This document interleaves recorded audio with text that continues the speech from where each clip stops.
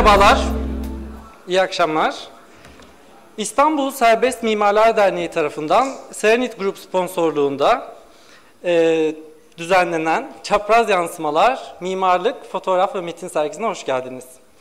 İstanbulSMD'nin son dönemde çektiği Corbusier yapıları, fotoğrafları birbirinden değerli mimarlık eleştirmenleri tarafından yorumlandı ve Burcu Kütükçüoğlu küratörlüğünde bir sergiye dönüştü. Sergi açılışı öncesinde yine Corbusier konusunda çalışmalarıyla tanınan Profesör Tim Benton ve Jacques Sibrillo'yu dinleyeceğiz. Şimdi kürsüye açılış konuşmasını yapmak üzere İstanbul Serbest Mimarlar Derneği Yönetim Kurulu Başkanı Profesör Ertuğrul Hızıroğlu'nu davet ediyorum.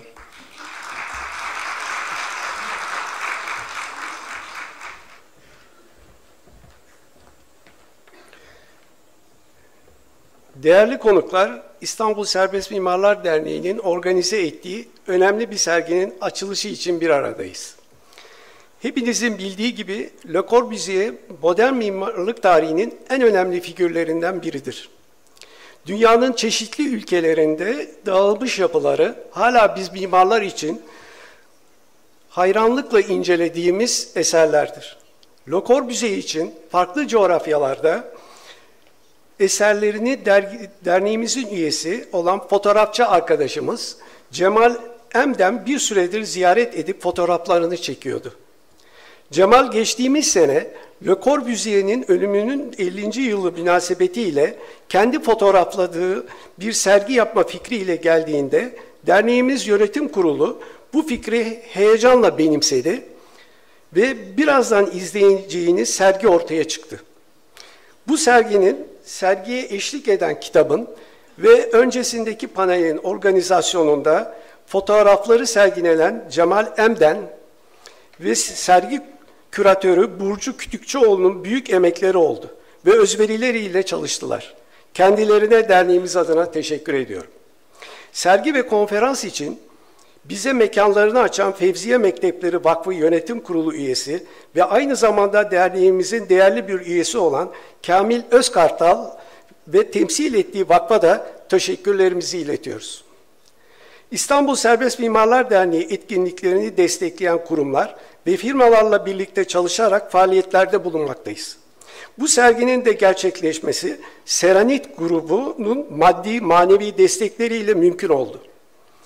Bu vesileyle mimarlık kültürünü destekleyen Serenit grubunun değerli ekibine ve bu ekip ile derneğimizi buluşturan Serenit Genel Müdür Yardımcısı meslektaşımız Banu Uçak'a ve Serenit Grup Başkan Yardımcısı Doktor Mimar Ece Ceylan Baba'ya da derneğimiz adına teşekkür ediyorum. Bu arada panelistlerimiz bizlerle beraber bu akşam. Onlara da buradaki konferans toplantımıza katıldıkları için hepimiz adına teşekkürlerimi sunuyorum. İyi akşamlar.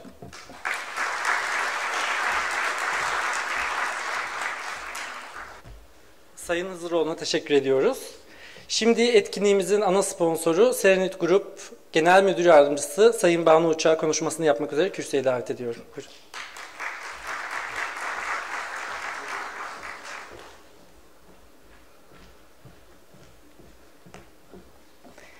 Değerli misafirlerimiz, burada sizlerle birlikte olmak gerçekten benim için büyük gurur, büyük onur, çok da keyifli. Hele böyle bir projeyle bir araya gelmek. Ben Işık Camiası'nın bir mensubuyum. Bu okuldan yaklaşık kaç yıl olduğunu şimdi önemi yok. Epeyce bir süre önce mezun oldum. Anaokulunu ve ilkokulu bu binada okudum. Bu salon bana çok büyük görünüyordu. Yıllar sonra buraya böyle bir projeyle geri gelmek benim için gerçekten çok onur verici oldu. Öncelikle bunu vurgulamak isterim. Ve Fevziye Mektepleri Vakfı'na da tekrar destekleri için teşekkür ediyorum. Burada çoğu yüzü çok yakından tanıyorum. Kariyerimin ilk 15 yılında ben de bu tip organizasyonlar düzenledim Yapı Endüstri Merkezi çatısı altında. Şimdi koltuğum birazcık değişti ama yeni kurumumun da bu organizasyonlara, mimarlık kültürüne katkı koymaya istekli olması beni gerçekten çok mutlu etti.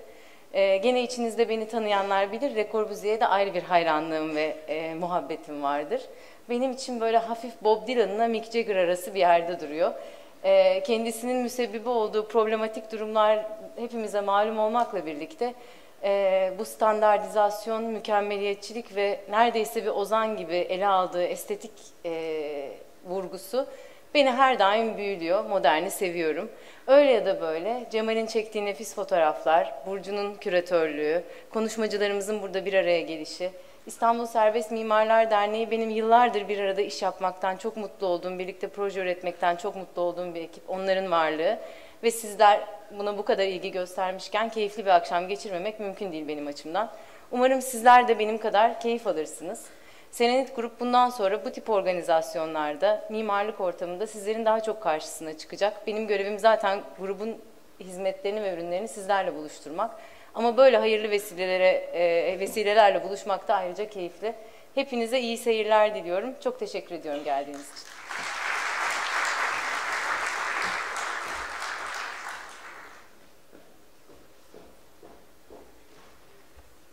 Sayın Banu Uçak'a da teşekkürlerimizi iletiyoruz.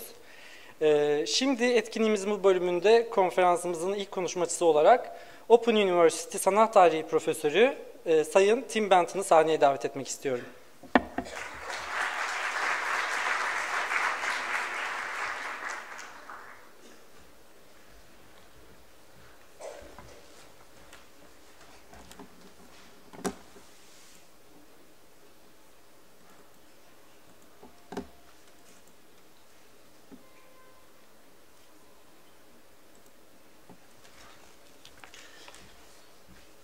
Thank you. It's a pleasure to be here, and I'd like to thank those who invited me and Jacques to come and witness this very beautiful exhibition.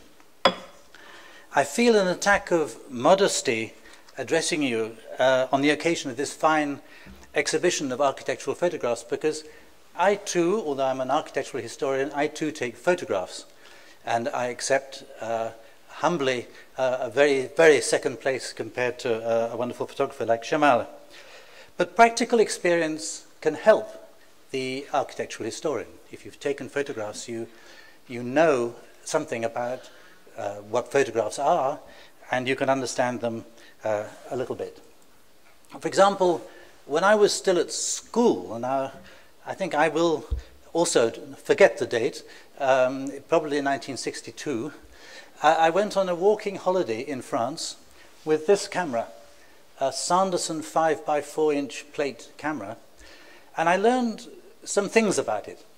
For example, you would set off in the morning with this box and a tripod and a bag with 3 double darks. These are what the English call holders for glass plates. That gave you 6 photographs.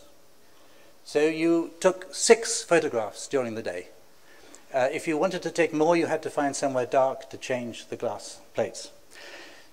We're used to clicking, but if you use a camera like this, it's not like that. It's very heavy, you have to set it up, you can't hand-hold it, and so forth.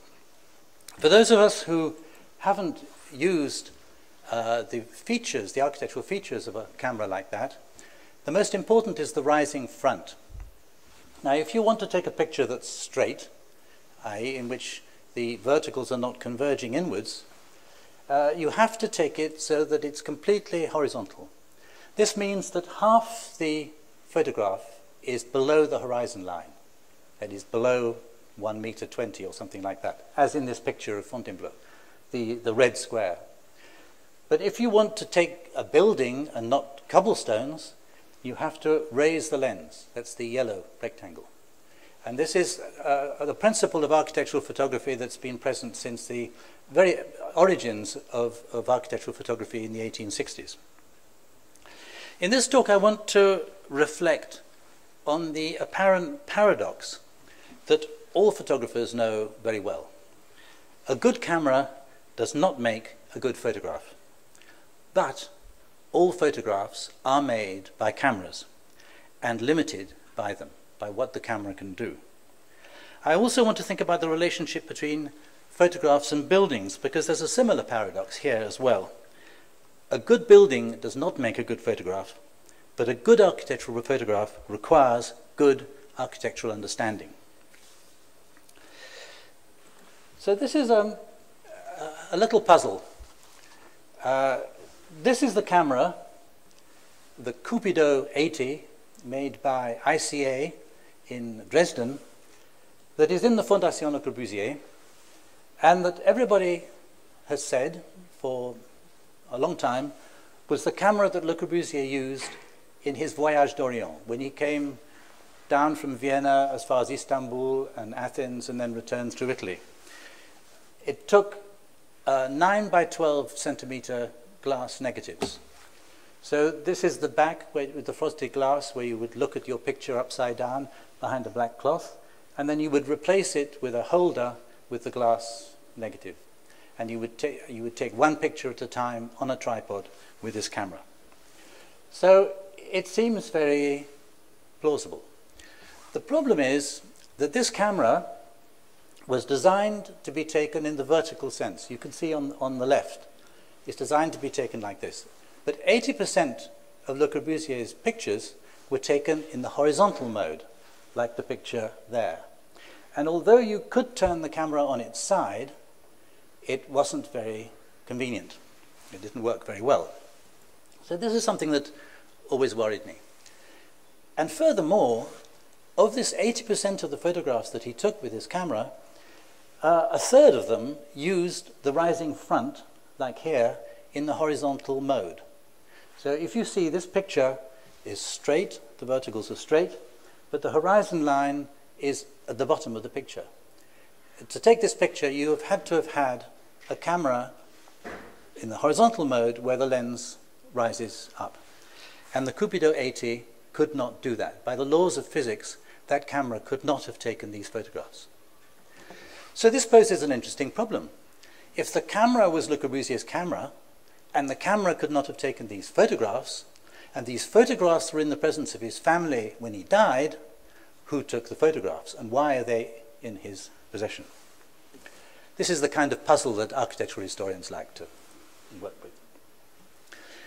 An interesting thing is that not only were a lot of these photographs taken in the horizontal mode, but sometimes Le Corbusier exaggerated how far he could raise the lens. So you see in this picture here in Prague, the top of the building is completely unsharp. This is because with the camera, if you want to raise the lens and keep it sharp all over, you have to stop down and put the camera on a tripod. Here he was using it handheld with the lens as wide open as possible, and he raised the lens, and so the top is completely unsharp.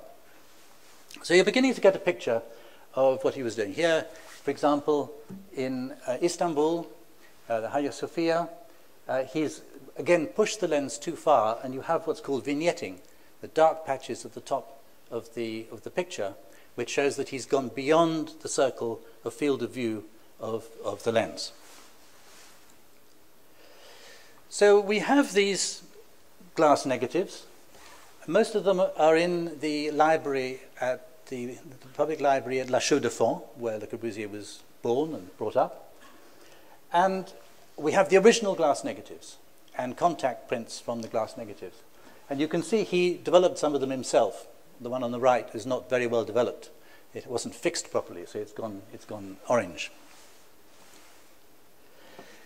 What we see with these pictures is that for a brief period, he tried to take good quality, professional quality, architectural photographs with this camera. So here we have the Charles Bridge in Prague, very nicely lined up with the rising front, with the statue nicely framed, with people in the right place. It's a really nicely composed, it's a publishable photograph. And two other photographs, one on the top of Till Square in Prague. And this is what he was trying to do. He was trying to accumulate photographs that could be published in a book that he wanted to write called La Construction des Villes, the construction of cities. And so he was taking all these pictures. The trouble is also that this camera, the Cupido, could not have been bought by Le Corbusier in April 1911 when we knew he bought his new and expensive camera, because the lens, the registration number on the lens, would be a camera that was made after 1912 and probably in the shops later on. And furthermore, the lens is not the kind of lens that anyone would have bought if they wanted to take pictures of architecture. Because if you wanted to have a rising front, let's go back. Can I go back? No. This lens, the Zeiss Tessar lens, is a very famous lens designed in 1905, which completely revolutionized photography because it opened up quite large and you could take pictures handheld. It was the beginning of handheld photography, good quality. But the Tessar lens did not have a good field of view. So what anybody would have advised somebody wanting to buy a good camera to take pictures of architecture, they would have bought a lens similar to the one on my Sanderson camera. It's called a double anastigmat. Okay. This is the classic lens that was made from the end of the 19th century, which was designed to be stopped right down, used on a tripod, had a big field of view, and was very good for architecture. Furthermore, the double anastigmat lens, as I know from my own camera, has a particular quality. It's called double anastigmat because it's in two parts. And you can unscrew the front of it, and it doubles the focal length. In other words, it makes the picture more narrow. And I can demonstrate that because at Edirne, he took this glass plate picture, 9 by 12 centimeters of Edirne, and from exactly the same viewpoint, on the same tripod position, he took another picture. Now you might say, well, that must have been a smaller negative, but it wasn't. It's the same size negative. So it's what we would say is like a telephoto. It was zoomed in, but of course you didn't have zoom lenses in those days. But this is exactly what you can do with the double anastigmat lens. He'd taken the front of the lens off, and it had made a narrower field of view. So these are the two negatives, roughly the same size. So what Le Corbusier almost certainly bought, his expensive camera that he bought in April 1911, was something like this. A horizontally organized camera with a double anastigmat lens and a rising front that worked both upwards and sideways so that it could take pictures both vertically and horizontally with a rising front. Now with this camera, for a very brief period, from April 1911 until May 1911, Corbusier really tried to take some quite good quality professional photographs on a tripod.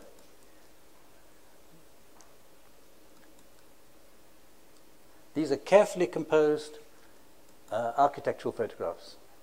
That one I've said already. But there's another problem, because while he was on the Voyage d'Orient from Vienna until Athens, there are also another group of negatives which are not 9 by 12 centimeters, by 6 by 9 centimeter negatives, and they're roll film. So this is the classic 120 film, which still exists today, which takes 12 pictures of 6 by 6 centimeters or 9 pictures of 6 by 9 centimeters. So did Le Corbusier have a second camera? What's interesting about the relationship between cameras and photographs is that it's very difficult to attribute a photograph to a particular photographer on the question of style. It's not like a painting. But you can attribute a negative to a particular camera because it leaves a fingerprint. And here, I don't know whether you can see, up on the right at the top, there's a little nick. And at the bottom, it fills in at the bottom. I'll show you a detail. So this is the bottom corner of the negative. And these 160 negatives all have this feature. So they were all taken with the same camera. And with this camera, he began to take more and more of the pictures as he descended the Danube, entered Serbia, Hungary, Romania, Bulgaria, and then eventually Istanbul and Greece. He took more and more pictures with this 6 by 9 centimeter, these centimeter negatives. Partly because it was much more convenient. You could just wind it on and get another picture instead of getting your glass plate out instead of getting your glass plate out and changing it on the camera. Much more convenient. And some of these pictures have a new aesthetic, an aesthetic which is interested in the abstract form of walls and trying to understand the kind of domestic quality of local architecture. So here's the garden of a house where he did a drawing, and you can see a photograph of the same thing. And this, which is rather a romantic view, where he posed a young woman with a man following her. This is like a Victorian painting. You know, what's going on? Is this love or whatever? You know.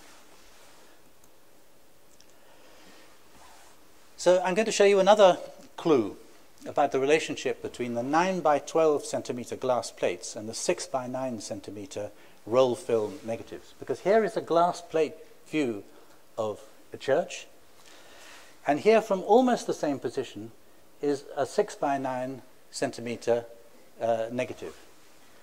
And it's smaller, okay, so it's more narrow field of view.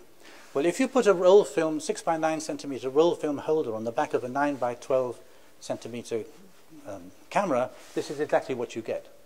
So I think he had a roll film holder, that is a device in which you have your roll film attached to the back of the camera like this, which he could add in.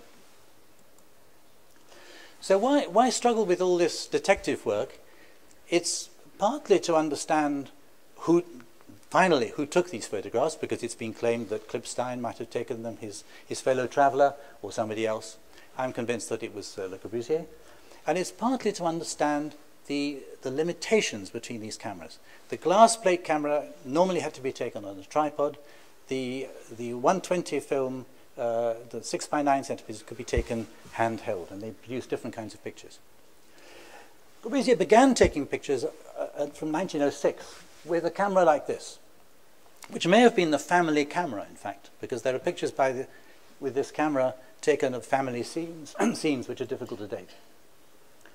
And here are some of the pictures that he took with it.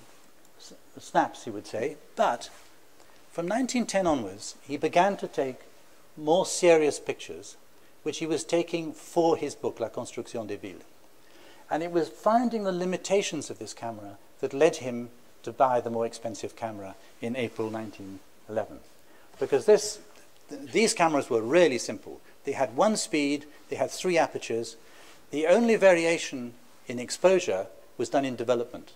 So you had to cut the film up into individual frames in the dark and develop each one separately until it was right. That was the way you got the picture to come out right. Then in October 1911, when he left Athens and was in Naples, he bought a 3rd camera. And I suspect that what happened was that his expensive camera broke down or went wrong, or he simply was impatient with using it, and he bought a cheap Brownie camera. And with this, he took mostly photographs in which all his efforts at learning to take good photographs went out of the window. So now he starts taking pictures like the one of Nancy on the left, which was taken in 1913, in which the verticals converge. He's not making the same effort. But surprisingly, one of these pictures taken with his cheap camera of the Pantheon on the top left was the only picture from the Voyage d'Orient that he published in the first years after this. Later on, he published some others of cemeteries in Üsküdar, but this is the first picture that he actually published. And it's interesting because it shows a problem, an architectural problem that Le Corbusier had. He was absolutely wedded to classical architecture, but he wanted to show the magnificence of classical architecture without looking like a classicist. So the whole point of the picture of the Pantheon in Rome is that it shows the dome, which in Urbanisme, the book he published, he referred to as being a concrete vault, which of course it is, a kind of concrete vault, but you don't see the order of columns. You don't see the classical order of pilasters. Similarly, he took a number of pictures of Versailles, but these pictures, this is where he published that photograph in Urbanisme. these pictures, the one that he eventually published, completely occludes the palace and only shows the staircase. So this, for Le Corbusier, was the monumentality of Louis XIV's architecture without the columns, without the classical order. And he was very interested in stairs, for example, abstract pictures of stairs. So just to sum up, these are the cameras he owned. First of all, on the left, the 9 by 9 centimeter camera that he had, the box camera. Then the glass plate camera. This is a picture of a cemetery in Istanbul. And then these roll film 6 by 9 centimeter images, which are more and more handheld pictures of vernacular houses and so forth. Some of the best pictures he took, in fact, an unusual aesthetic, including some astonishing pictures he took in Istanbul after the great fire, when a large part of Pera burnt down. And next day, when the ruins were still smouldering, he went and took these photographs where you see really a new aesthetic of trying to find monumentality and mass and form in the smoking ruins of the city. And this, for example, is something that I've compared to his housing model, Citroën, later on. And then there are these photographs taken very quickly in Italy. I've tried to, yes, and I'm trying to do a concordance of all these pictures which shows the different versions, the different prints from the original negatives, which are held in Montreal, in the La Chaux-de-Fonds, and in the Fondation Le Corbusier. So his views are very different. These are the Abdullah Frere views of Istanbul. They're very different from the kinds of views that travel photographers were encouraged to take.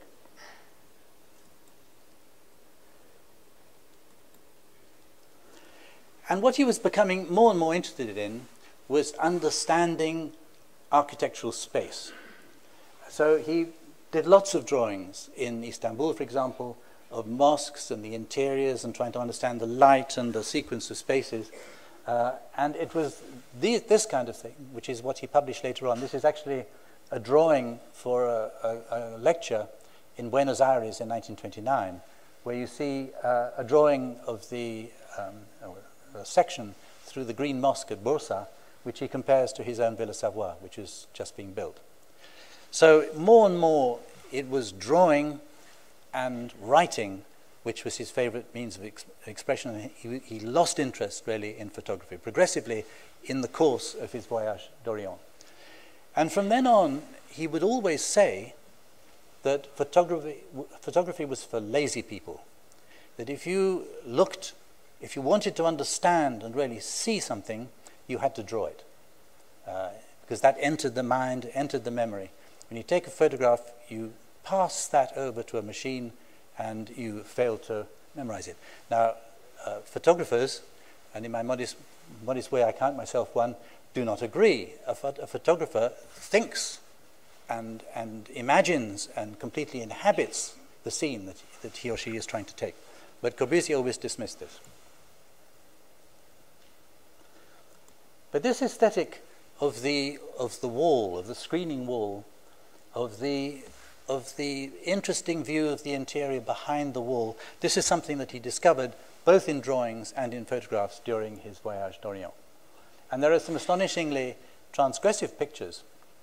If you imagine, one of your 6 pictures for the day is taken of this wall, it's a very interesting insight into what he thought was important in the photograph. Very carefully composed. And it clearly had an influence, this interest in the wall, in the design of the Villa Schwab in La Chaux-de-Fonds. Now I'm actually, that's all I'm going to say about the original photographs in the period 1911 or so, but I'm actually interested in Eileen Gray, the Irish designer who designed this amazing villa in Roquebrune, Cap Martin, in the south of France. And there are a number of glass negatives there too, which are even bigger. These are 18 by 23 centimeter negatives. And I'm interested to try to work out whether she took them or not. This is actually a picture of the glass negative in the Victoria and Albert Museum archive. This is the same thing in positive form. And one of the interesting clues is that there are several pictures of this living room. When you see this marine chart on the wall is in different stages. And here it's actually got the stencils cut out of cardboard stuck on before the final thing. And I can't imagine that she would have asked a professional photographer to take this. So here, for example, it's finished. But this is a very expensive camera. It's a large camera. It would have been a box this size. It has a very wide-angle lens. It's the equivalent to a 24mm lens, which is a big piece of glass on a camera that big. And it would have been a substantial investment if it was indeed her camera. So I'm intrigued. This is a new field of research for me.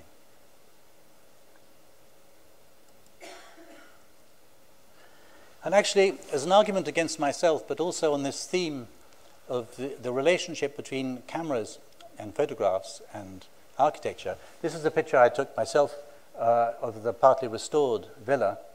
And this is the great danger of the very wide-angle lens. You can see the distortion of the marine chart on the right is completely unacceptable. If you're going to use these very wide-angle lenses, you have to make sure that what's at the edges is not understandable as being distorted. This marine chart is not exactly square, but it's nearly square, and it's hugely distorted in this picture. Okay, I'm now going to very quickly look at the second phase in Corbusier's adventure in photography, which is astonishing. In 1936, he bought or was given a cine camera, 16mm cine camera.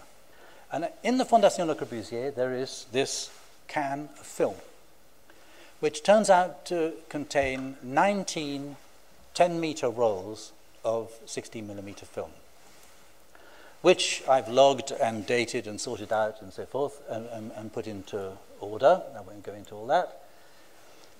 And what happened with these was he started taking these pictures in June or July 1936. And to start with, he's mostly taking pieces of film. What I'm going to show you now is actually a piece of film of less than half a second in length. Sorry, I went a bit too fast there. But I don't have all the frames in between. But this is of Yvonne, and it's, I think, 12 frames, which is half a second, showing Yvonne, who doesn't want to be photographed and who leaves the living room. Okay. Then he went to Brazil in July 1936. And he started off again taking bits of film, but he discovered very quickly that a 10-meter roll of film is used up in 1 minute 20 seconds. So he very quickly ran out of film. And he started taking pictures with this movie camera. This is because the camera had a special device on it that allowed you to take individual pictures. And so here are some pictures that he took using the tiny viewfinder on this cine camera in Brazil.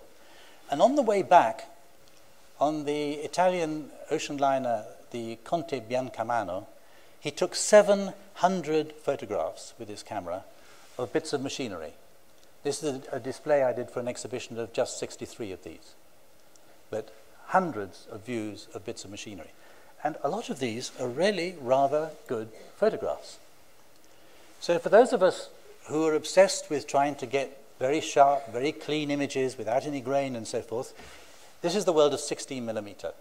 You can see the grain on a print this size. Okay. But they are very nice pictures, some of them. And it shows him working through certain ideas. He'd just done a film with Pierre Chenal, the filmmaker, a movie of his own buildings. And so he's very interested in the idea of seriality. And he takes a number of views of the same thing or a similar thing.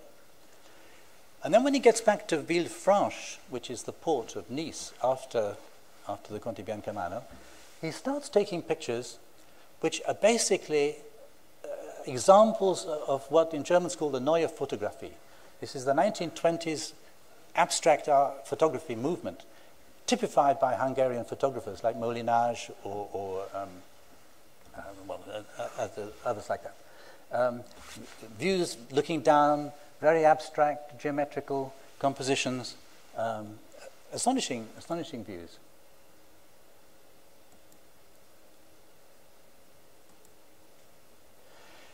And what I find interesting in this is that something which has always puzzled historians of Corbusier is why it was that in 1950 he selected as his official photographer Lucien Hervé, a Hungarian photographer who took very abstract views of this kind and who was brought up in this tradition of the Neue Fotografie. He was also a painter. And I'm quite convinced that it was having taken these pictures himself between 1936 and 1938 that prepared him for a photographer like this, rather than the professional architectural photographers that he'd always used up until that point. And it's interesting that he admired Lucien Hervé's pictures, but there's a terrible correspondence between Corbusier and Hervé, because Hervé wasn't very good at taking professional architectural photographs often. And Corbusier tells him, terrible photographs, they don't show my building well and so forth. But he admired this kind of graphic picture. And so just a few examples of some of the pictures he took. This one reminds me of the piece in the film, Chenal's film, where you see Le Corbusier's hand demonstrating like this, like the open hand in front of a model of the Plan Voisin. So this is the hand of God, again, here. And these images, which are taken of bits of sand just in front of his feet, this is what Corbusier, he wrote about this, not about these photographs, but about this idea of cosmic forces. This is the idea of the wind and the tides and the rain molding the landscape and creating these effects. And these are almost scaleless images. They could be views of the desert, for example. And in fact, in his book Aircraft, he published drawings and wrote about the view of the desert around Gardaya and the Mazab, seen from the air, seen from an airplane.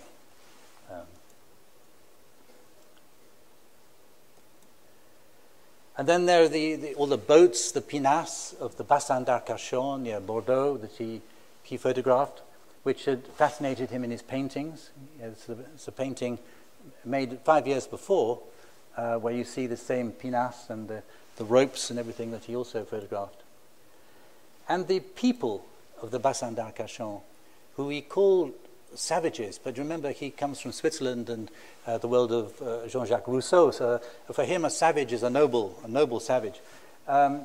He admired these honest people, as he called them, who were the fishermen and the oyster women who were struggling to maintain a living in a world threatened by tourism already and industrialization. And they're, again, very moving images of these people. I find have an archaic quality to them. And then an astonishing series of images at dawn or dusk of boats on the lagoon of the Bassin d'Arcachon, which remind me really of the romanticism of the painters of La Chaux-de-Fonds in the 1880s and 90s, where Le Corbusier was brought up. His father had a copy of a painting by a relative called Georges Jeanneret, which is very similar to this in its quality. Who would have thought that Corbusier, the brutalist, would be taking photographs like this in 1936? It just goes to show how little historians really ever understand about what goes on in an artist's mind. You know, until we'd seen these pictures, we never had an idea of this sensibility that he had.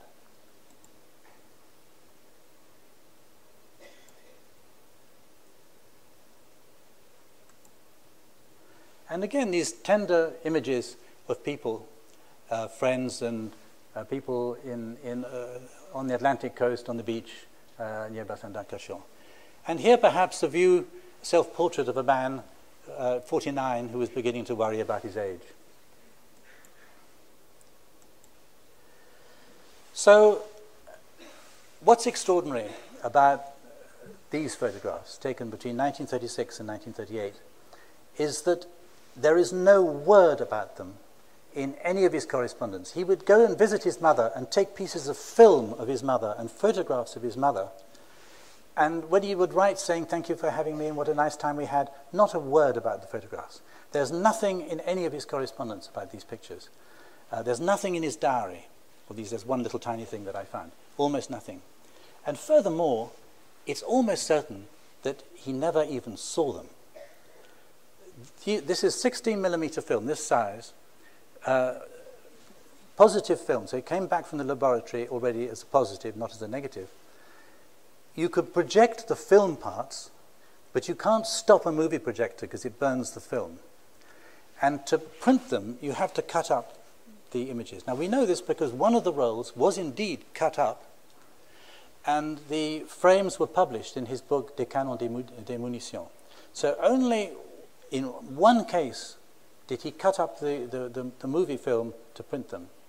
So all these photographs, 6,000 photographs on these 50 minutes of film, were things that he took but he never saw. And of course they've never been published until my book. Thank you.